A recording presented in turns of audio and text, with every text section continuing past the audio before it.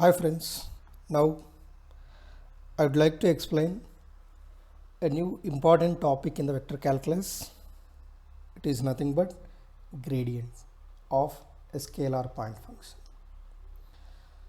So before defining this gradient of a scalar point function, I'll give an important vector differential operator, that is nothing but del operator. Let us see what is the del operator. This is nothing but a vector differential operator which is denoted by this symbol.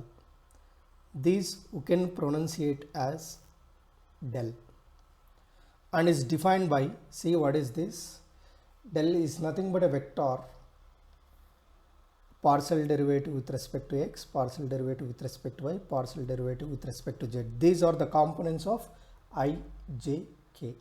In a sigma notation, the same vector differential operator, see how we can write like this. Here the summation is nothing but for I, j and k. Using this del operator, now we are going to define gradient. See, the gradient of a scalar point function, suppose as I explained in previous videos, phi is equal to phi of x, y, z. You can take f or g, anything. This is a scalar point function which is denoted by like this, grad, grad of pi and del phi. And observe here, in between del and phi there is no operation in between this. You don't put like del dot phi or del star phi or del cross anything. This operation is wrong. Simply del phi is defined by, see how we can define this. It's nothing but del is nothing but the same whatever I gave the del operator and the phi. So now this phi we get inside.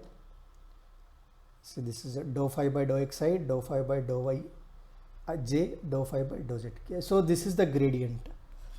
Mathematically, what is the gradient of a scalar point function? Now let us take one example. Suppose I am taking one example. This is the scalar point function phi sine of x plus cos y. This is in terms of only two variables x and y. Now as per the definition, grad phi is nothing but, this is the formula.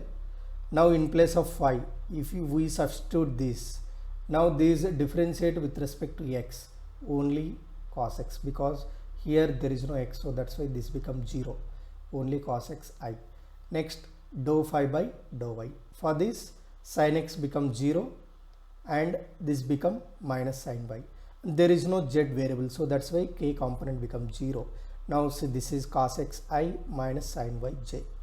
But geometrically, how do you represent this?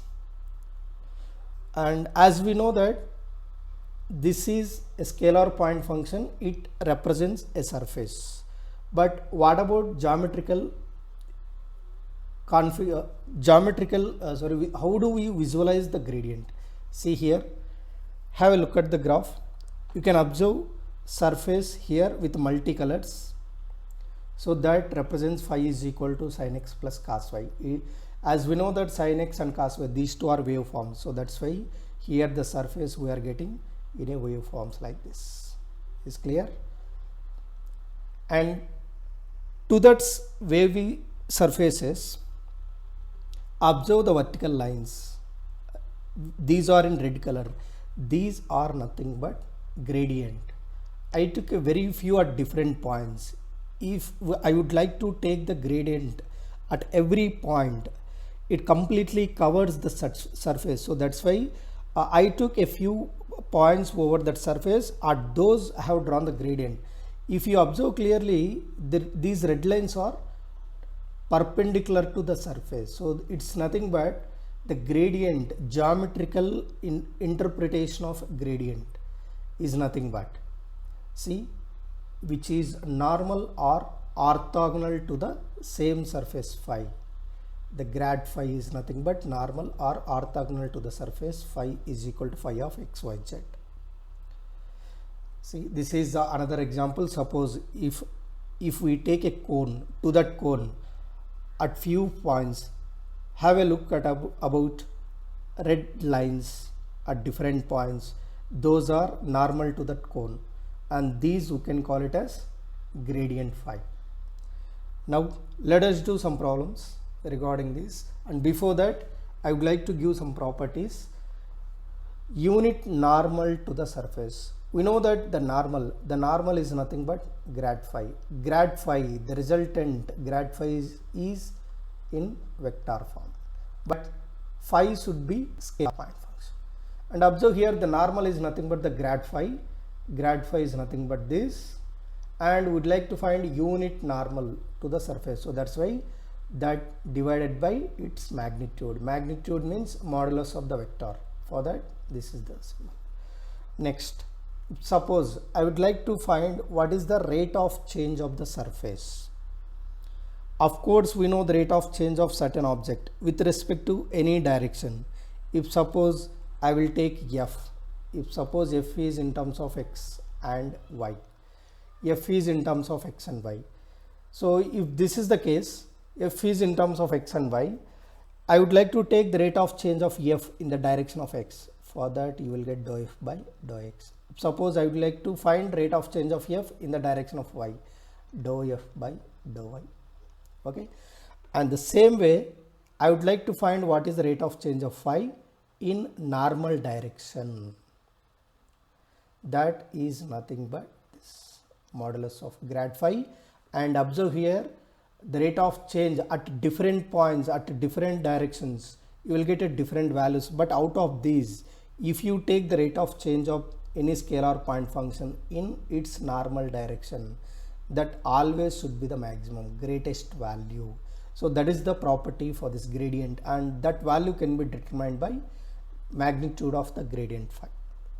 Now see what is another one, angle between the two surfaces. If you'd like to find angle between the two surfaces, this is nothing but angle between their normals. And we know how do you find the normals? Normals to the surface. Normal to the surface is nothing but gradient. Now see here, like that, if I will take phi is equal to c1, psi is equal to c2. These two are two scalar point functions, and for this, suppose I will take n1 and n2. These two are their normals. Then angle between two surfaces. We know that angle between two vectors, this is n1 and n2. So according to that formula, this is cos theta is equal to n1 dot n2. See, this is the dot product between two vectors, and divided by magnitude of n1 vector and magnitude of n2 vector. So using this formula, we can easily find out angle between the two surfaces. Now let us do some problems regarding this. See here, next problem, find the greatest rate of change of the surface and find unit normal to that surface at this point 1, 0, 3. We know that the normal, and to find the rate of change, the common point is gradient. So see what is the gradient of phi. The greatest rate of change of phi is nothing but modulus of grad phi, and see here what is the gradient. So this is the formula. Now in place of phi, replace x, y, z square. These with respect to x, with respect to y, and with respect to z, we will get these components for I, j, k. Now in this, substitute the point 1, 0, 3. In place of x, 1, in place of y, 0, in place of z is 3. So grad phi is equal to 0i plus 9j plus 0k is equal to 9j. Is clear? Now see what is greatest rate of change of phi. It's simply magnitude, its value is 9. Now I would like to find unit normal as per the problem. See what is the formula? The formula for finding normal is nothing but grad phi divided by modulus of grad phi is nothing but 9j by 9. 9 quantity value should get cancelled, you will get j. So j is the normal direction to the given surface. Same way, suppose let us take one more example.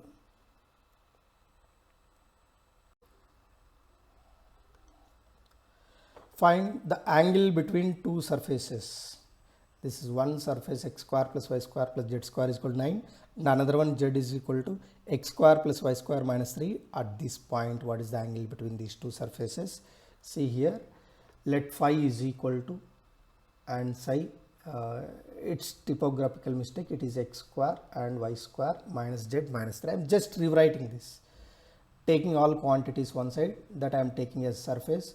Here also all quantities I am taking one side like this. Or if you want to take z minus x square minus y square plus 3, that is also to be considerable. So I took this way. Now from this, observe here, we know that angle between two surfaces is the angle between their normal. So that's why first we need to find out gradient for two surfaces, gradient phi as per the formula. Now differentiating with respect to x, with respect to y, and with respect to z. Now I would like to find out this gradient at this point 2 minus 1 2. Substituting at x, y, z correspondingly, I'll get this. Suppose mathematically I denoted by n1 bar. Similarly for the another surface del psi as per the formula. Now this is with respect to x, with respect to n, with respect to z, what we are getting. Now substituting the same point, grad psi is equal, this is n2 bar. And we know what is the angle between two vectors. So it is nothing but angle between two surfaces, cos theta is equal to n1 dot n2 divided by product of its magnitudes. So it is n1 what we are getting and n2 what we are getting. Now what is the dot product? The dot product is nothing but sum of the products of I, j, k components. So it's nothing but 4 into 4 and j component products, sorry, k components product. Similarly, this is the k components product.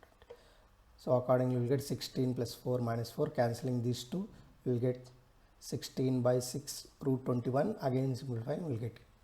But we need to find out the angle, so that's why theta is equal to cos inverse. So this is how do you find angle between two surfaces.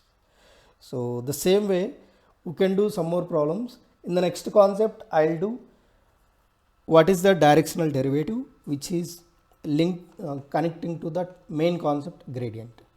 Thank you.